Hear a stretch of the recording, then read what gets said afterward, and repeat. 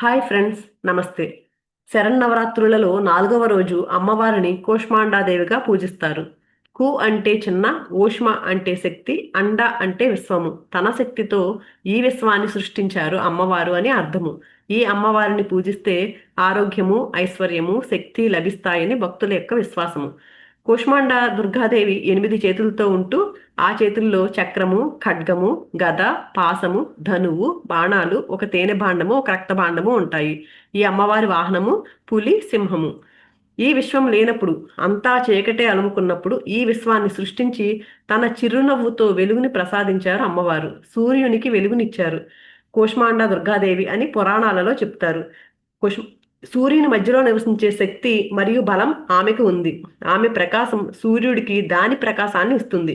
సూర్యుడికి దిశానిర్దేశం చేస్తారు అమ్మవారు అని చెప్తారు. త్రిమూర్తులు, త్రిమాతల యొక్క సృష్టి. మహాకాళి కూష్మాండ దుర్గాదేవి ఎడమ కంటి కాంతి నుంచి నల్లటి రూపంతో ఒక అమ్మవారు జన్మించింది.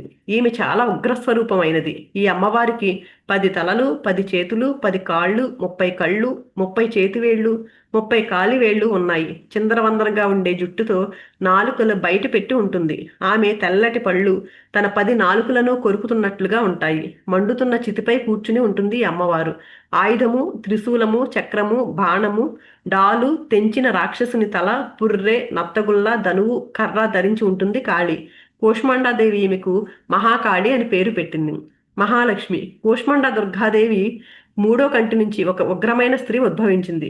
బంగారు వర్ణంలో ఉన్న ఈ అమ్మవారు 18 చేతులతో ఉంది. ఈమె కాషాయ రంగు వస్త్రాలు, కవచము, కిరీటము ధరించింది. ఆ చేతుల్లో గొడ్డలి, త్రిశూలము, చక్ర, గద, పిడుగు, బాణము, ఖడ్గము, కమలము, జపమాల, నత్తగుల్ల, ఘంట, ఉచ్చు, బళ్ళెం, కొరడ, ధనువు, డాలు, బదుకలసం, నీటి పాత్రలు పట్టుకుని ఉంది. కమలంపై కూర్చున్న ఈ అమ్మవారు మధువును తాగి గట్టిగా గర్జించిందట. అలా ఉన్న ఆ అమ్మవారికి కూష్మాండాదేవి మహాలక్ష్మి అని నామకరణం చేశారు. మహాసరస్వతి. కూష్మాండాదేవి కుడికంటి కాంతి నుంచి శాంతమూర్తి అయి తెల్లని శరీర ఛాయ కలిగిన ఒక స్త్రీ జన్మించింది.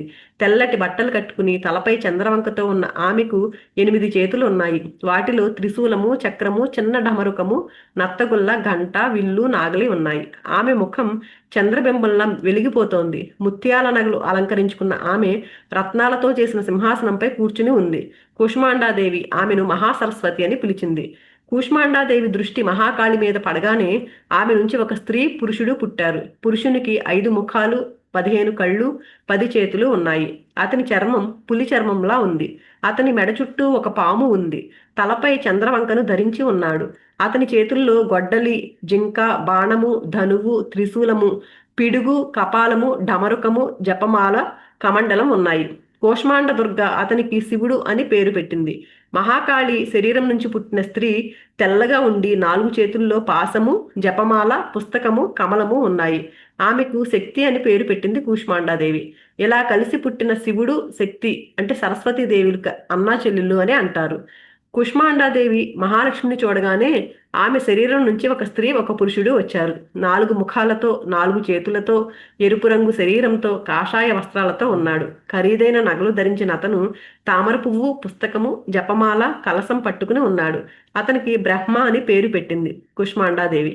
స్త్రీకి 4 చేతులు ఉన్నాయి. అందంగా లేత ఎరుపు వర్ణంలో ఉన్న ఆమె పై 2 చేతుల్లో తామర మొగ్గలు, కింద 2 చేతులు అభయముద్రలోనూ ఉన్నాయి. లెక్కలేనన్ని ఆభరణాలు ధరించి ఉంది ఆమె. కుష్మాండాదేవి ఆమెకు లక్ష్మి అని పేరు పెట్టింది.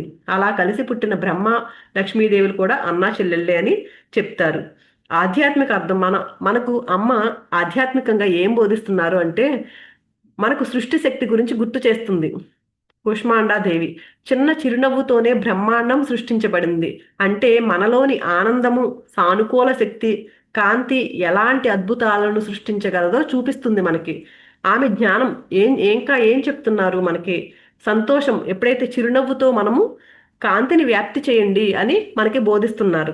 సృష్టి శక్తి మనలోని ఆలోచనలతో, సానుకూల భావాలతో పాజిటివ్గా ఉంటూ మనం కొత్త వాస్తవాలను సృష్టించుకోవచ్చు అని చెప్తున్నారు.